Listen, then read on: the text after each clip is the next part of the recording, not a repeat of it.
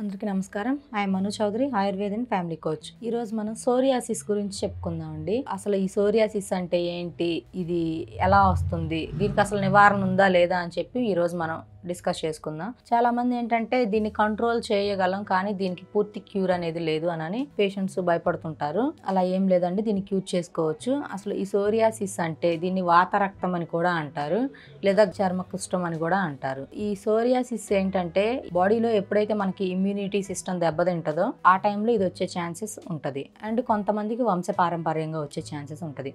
So psoriasis ఉన్న వాళ్ళు వీళ్ళకి ఎలాంటి ప్రాబ్లమ్స్ అంటే వీళ్ళకి ఎక్కువగా ఇచ్చింగ్స్ రావడం, రూపాయి బిల్ అంతా మచ్చలు మచ్చలు పడిపోవడం, స్కిన్ పైన రెడ్గా, అండ్ గోకినప్పుడు పొట్టులా రావడం, చేప పులుసులు పొట్టులాగా, అండ్ కొంతమందికి హెడ్లో ఉంటుంది, తలలో ఉంటుంది.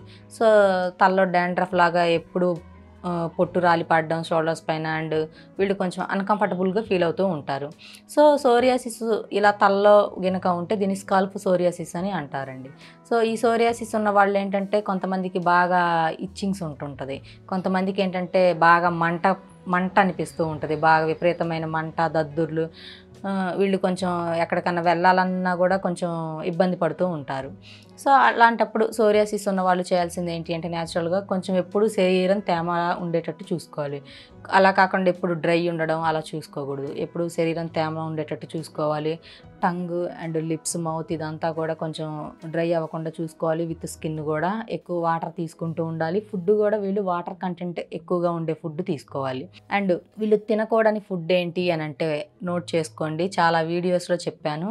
సో అగైన్ మళ్ళీ చెప్తున్నాను, వీళ్ళు వంకాయ గోంగూర తినకూడదు first of all. And non veg items అన్నీ కూడా స్కిప్ చేసేసేయాలి, తినకుండా ఉండాలి. అండ్ కొంతమందికి ఏంటి అంటే సోరియాసిస్ ఉన్న వాళ్ళకి పెయిన్స్ ఉంటాయండి, పెయిన్స్ అనేవి ఎక్కువగా ఉంటాయి, కీళ్ళ నొప్పులు ఎక్కువ ఉంటుంటాయి, అండ్ ఎక్కువగా పుండ్లు ఎక్కడైతే వీళ్ళకి ఇచ్చింగ్స్ ఉంటాయో ఆ ఏరియా కూడా బర్నింగ్ బాగా నొప్పిగా ఉంటుంది. సో అలా ఉన్న వాళ్ళు పెసరపప్పు అండ్ దుంపకూరలు, ఆలు అవన్నీ తింటూ ఉంటారు కదా. సో ఈ పెసరపప్పు, ఈ దుంపకూరలు కూడా వీళ్ళు తినకుండా ఉండాలి. ఇలా తినకుండా ఉంటే వీళ్ళకి అనేది ఈ ప్రాబ్లం క్యూర్ అవుతుంది. అలా కాకుండా ఫుడ్ అనేది కంట్రోల్ లేకుండా ఇష్టం వచ్చిన ఫుడ్ తింటే కొంచెం ఇబ్బంది. తినండి, కాకపోతే కొన్ని రోజుల వరకు పథ్యం అనేది ఉండాలి.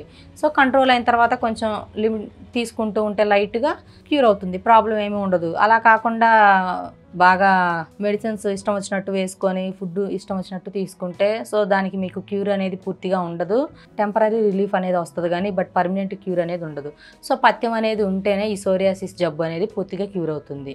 ఇదేంటంటే బాగా ఇబ్బంది పడుతూ ఉంటారు సోరియాసిస్ అన్న వాళ్ళు. సోషల్గా బయటికి వెళ్ళినా కూడా వీళ్ళు ఫ్రీగా ఉండకపోవడం, ప్రైవేట్ పార్ట్స్ దగ్గర వీళ్ళకి ఇచ్చింగ్ రావడం, బర్నింగ్ రావడం, అండ్ కూర్చోడానికి కూడా వీళ్ళు కొంచెం అన్కంఫర్టబుల్గా ఫీల్ అవుతూ ఉంటారు.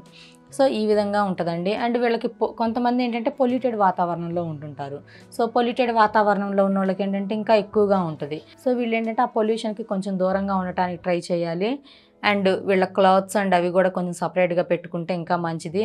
అండ్ ఫుడ్ కూడా వీళ్ళు ఆయిల్ అనేది రిమూవ్ చేసి న్యాచురల్గా కర్రీ ఎక్కువ క్వాంటిటీ అండ్ రైస్ తక్కువ క్వాంటిటీ తీసుకొని ఫుడ్ కనుక తీసుకున్నట్టయితే లోపల నుంచి క్యూర్ అవుతుంది. అండ్ లోపల నుంచి క్యూర్ అవుతూ వస్తే పైన స్కిన్ మీద ఉన్నవి కూడా పూర్తిగా క్యూర్ చేసుకోవచ్చు. చాలామంది అడిగింది ఏంటి అని అంటే, మేడం మరి మాకు స్కిన్ పైన బాగా ర్యాషెస్ వస్తున్నాయి, మేమేం చేయాలి, దీన్ని న్యాచురల్గా ఎలా క్యూర్ చేసుకోవాలని అడిగారు. సో నేను చెప్పిన విధంగా ఇవి పాటించండి, క్యూర్ అనేది అవుతుంది. సో అవేంటి అని అంటే వేప నూనె ఐడియా ఉంటుంది కదండి, వేప నూనె లేదా వేపాకు. సో ఈ రెండు గనక స్కిన్కి అప్లై చేసినట్టయితే ఈ సోరియాసిస్ అనేది క్యూర్ అవుతుంది.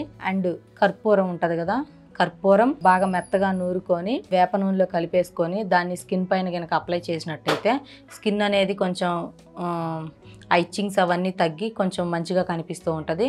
అండ్ లోపలికి వచ్చేసి మెంతులు ఉంటాయి కదా, మెంతులు అండ్ జీలకర్ర ఈ రెండు ఒక్కొక్క స్పూన్ వేసేసుకొని ఒక 10 మినిట్స్ బాయిల్ చేసేసుకొని, సో ఆ బాయిల్ అయిన తర్వాత ఆ వాటర్ని రెగ్యులర్గా ఒక 3 or 4 లీటర్స్ బాయిల్ చేసేసుకొని రెగ్యులర్గా అదే వాటర్ కనుక తీసుకుంటున్నట్టయితే ఈ ప్రాబ్లం అనేది కొంత క్యూర్ అవుతుంది. అండ్ రెగ్యులర్గా అవే ఎందుకు తీసుకోమన్నాను, ఎలా తాగలమండి అని అంటే ఎక్కువ ఉన్న వాళ్ళండి, కొంతమందికి బాగా స్ప్రెడ్ అయి ఉంటుంది.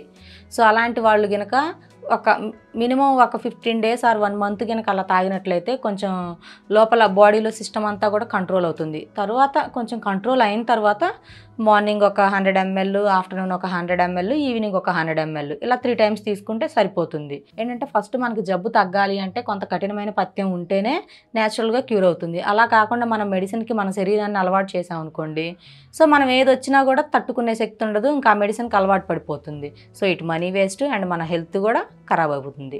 సో అందుకని చెప్పి సోరియాసిస్ ఉన్న వాళ్ళు నేను చెప్పిన విధంగా ట్రై చేయండి. ఈ ప్రాబ్లం న్యాచురల్గా క్యూర్ అవుతుంది. హైదరాబాద్ సనత్ నగర్లో క్లినిక్ అండి, ఇక్కడికి వచ్చి కన్సల్ట్ అవ్వచ్చు. Thank you.